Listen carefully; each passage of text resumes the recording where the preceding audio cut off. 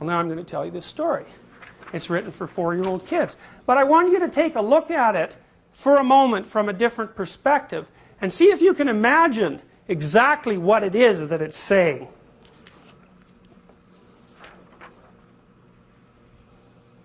There's no such thing as a dragon.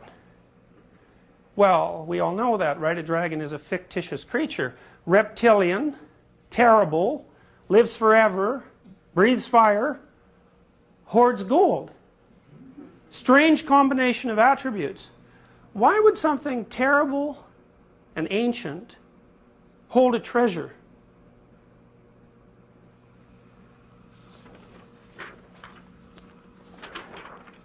Billy Bixby was rather surprised when he woke up one morning and found a dragon in his room. It was a small dragon about the size of a kitten. The dragon wagged its tail happily when Billy patted its head. It's interesting, you know, in Chinese mythology, the dragon is a positive figure. In European mythology, the dragon is something to face in combat and destroy, or something to face in combat and build something out of the pieces left over from the dragon. Billy went downstairs to tell his mother. "There's no such thing as a dragon," said Billy's mother. And she said it like she meant it. Remember once my daughter had a nightmare. She was about 4. This was at the time when she first started to notice graffiti and litter. And both graffiti and litter bothered her. She couldn't understand the motivations behind the graffiti artist, and she didn't like the fact that there was litter cluttering up the world's order. And the reason she got sensitive to that as a child was because children are really, really dependent on order, right? I mean, and the reason for that is that their realm of competence is rather restricted. So they don't like to see things messed up. So little kids, for example, they're not happy with you if you play a game with them and then mess around with the rules of the game. They don't like that at all. They think that that's immoral activity to shake up the structure of the game. Well, anyways, while she was pondering all this, she came into our bedroom one night and said, "Dad, I had a nightmare." Now, we all know, right, nightmares aren't real, just like dragons. Dreams aren't real. Of course, which raises the question of why in the world you'd bother having them 6 or 7 hours a night every single day of your life, and why they're a recognized feature of animal behavior all the way down to the amphibian level. She said, "I dreamt that there was a clear flowing stream, but in the stream there was all sorts of garbage, and it scared me and bothered me so much I woke up." So I told her, "Look, close your eyes and imagine the stream. It's full of garbage. What should you do about it?" She said, "Well, I should take the garbage out of the stream." I said, "All right, so picture the stream, picture yourself cleaning the garbage out of it." She calmed down and went back to sleep. Why? Well, because dreams concentrate on threat. We know that. They present threats to you, threats you haven't been able to deal with well. There's a part of your brain that tracks threats, and it's not really all that smart in some ways. All it does is say, "Look, here's a problem." And it's waiting for the rest of your brain to conjure up some solution to that problem. And if it doesn't conjure up a solution, then it just presents the problem over and over and over and over and over. So people who have post-traumatic stress disorder, for example, who've been really upset by their contact with something unexpected, dream about the same tragedy forever until they solve it. And they solve it by facing it and living it over and over, voluntarily. So you might think right off the bat from listening to that little story that suggesting to your 4-year-old daughter who's just had a nightmare that her fears aren't real and that the dream representation of them isn't real because it's not tangible like a table might not really be the best approach to the problem. So you see, Billy, he's pretty much got it right off the bat, right? The dragon wagged its tail happily when Billy patted its head. Billy went downstairs to tell his mother. "There's no such thing as a dragon," said Billy's mother, and she said it like she meant it. So there's a dragon in this house. Now the next thing you might wonder is, how often have you actually gone into a house where there's a dragon?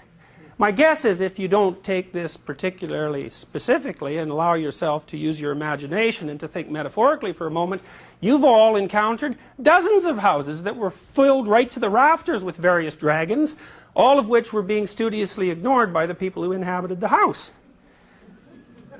Billy went back to his room and began to dress. The dragon came close to Billy in a friendly manner and wagged its tail, but Billy didn't pat it. If there's no such thing as something, it's silly to pat it on the head. Billy washed his face and hands and went down to breakfast. The dragon went along.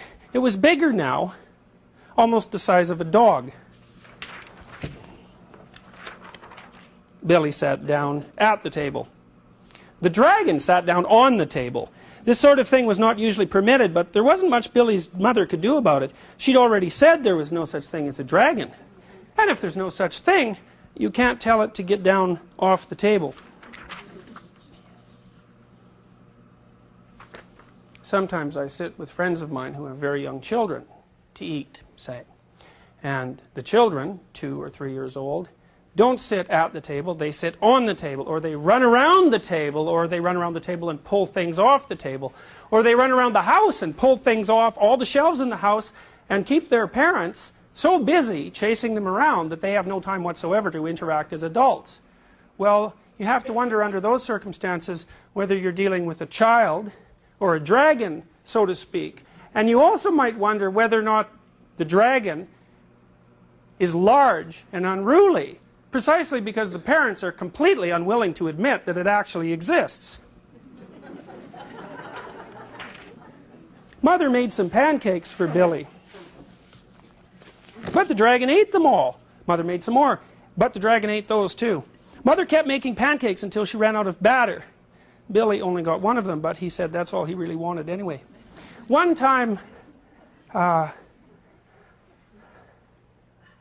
acquaintance of ours in Boston brought their son over to be babysat at our house, and his nanny had just been in a car accident, so he was being shunted from house to house while his parents went off to work. And he didn't have a very good reputation, this kid. He was about 4. And he came over to our house and with his mother in the morning, and she dropped him off and she said, well, he probably won't eat all day, but that's all right. And I thought, no, he's 4. If he doesn't eat all day, that's not all right, right? Because kids, if they don't eat, they're basically horrible, right? If they don't sleep and they don't eat, they're horrible. So it isn't all right that he doesn't eat. So then you think, well, maybe there's some sort of dragon associated with this child that happens to be interfering perhaps with his ability to eat. So I came back at noon. My wife had taken care of the children that day, and I walked in the house, and the other 4 or 5 kids that we had in the house were off playing, and this little kid was standing in the corner, like really isolated and looking, you know, upset fundamentally. So I went over and I poked him a bunch, because generally if you poke a kid a little bit, you know, well, they'll go like this, you know, they'll sort of back off, but sooner or later you can crack them and they'll smile and then they'll play. Not this kid, boy, there's no bloody way he's going to play with me, and that was that. Like, he'd already learned that adults should either be ignored or that they were trouble, and he wasn't going to let any adult into his little world. So there was absolutely a dragon associated with that little boy, and it was eating all his pancakes. Billy went upstairs to brush his teeth. Mother started clearing the table. The dragon, who was quite as big as Mother by this time, made himself comfortable on the hall rug and went to sleep. I really like this one. By the time Billy came back downstairs, the dragon had grown so much he filled the hall. Billy had to go around by way of the living room to get to where his mother was. I didn't know dragons grew so fast, said Billy. There's no such thing as a dragon, said Mother firmly. Cleaning the downstairs took Mother all morning. What with the dragon in the way and having to climb in and out of windows to get from room to room. So, you know, you think back in your own experience when you've gone to a house where there's a dragon hiding underneath the living room rug and nobody's saying anything about it. And then you think, how long does it take to get something absolutely simple done in a house that's absolutely jammed to the rafters with unfinished business? Forever, right? Organizing people in a household like that to even do something as simple as go out for breakfast in the morning, or even perhaps to make a meal, is virtually impossible. Why? Well, because there's something going on in the household that has been studiously ignored for a very long time and has grown so large as a consequence that it occupies the whole domain. By noon, the dragon filled the house. Its head hung out the front door, its tail hung out the back door, and there wasn't a room in the house that didn't have some part of the dragon in it.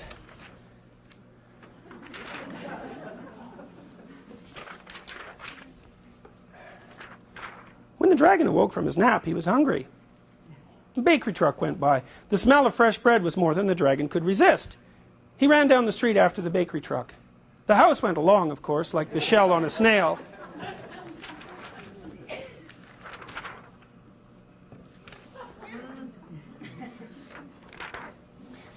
The mailman was just coming up the path with some mail for the Bixbys when their house rushed past him and headed down the street. He chased the Bixby's house for a few blocks, but he couldn't catch it. When Mr. Bixby came home for lunch, the first thing he noticed was that his house was gone. Luckily, one of the neighbors was able to tell him which way it went. You know, that sort of thing happens to people not infrequently too, right? They're not really looking around much at what's going on, and they come home from work one day and their house is gone. And what does that mean? Well, maybe their children have become completely alienated from them, or maybe their wife has decided suddenly, but of course not so suddenly, to leave. Why? Well, according to this story, it's because something ignored was growing in the house. Mr. Bixby got in his car and went looking for the house. He studied all the houses as he drove along. Finally, he saw one that looked familiar.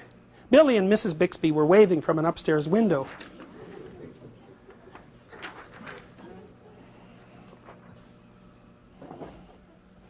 You know, in the 1890s in India, when a house was being built, the local priest, equivalent to the priest, would come by to set the foundation stone, and when he set the foundation stone, he'd take a big spike and drove it into the ground. And the reason he drove it into the ground at the place where the foundation was going to be laid was to keep the great dragon that is underneath the earth firmly pinned down by its head so it couldn't move and shake the house to bits. And what does that mean? Well, it means the same thing that's meant in the New Testament when you're told not to build your house on a foundation of sand, right? It doesn't matter how good the house is or how well constructed it is or how rich it is if the foundation is made out of sand or if it rests on top of a dragon. There's nothing in that household that's ever going to be accomplished that's positive. And the wealthy display that the house might consist of is nothing but a sham. Mr. Bixby climbed over the dragon's head onto the porch roof and through the upstairs window. "How did this happen?" Mr. Bixby asked. "It was the dragon," said Billy. "There's no such thing," Mother started to say. "There is a dragon," Billy insisted, "a very big dragon." And Billy patted the dragon on the head. The dragon wagged its tail happily. Then, even faster than it had grown, the dragon started getting smaller. Soon it was kitten size again. "I don't mind dragons this size," said Mother.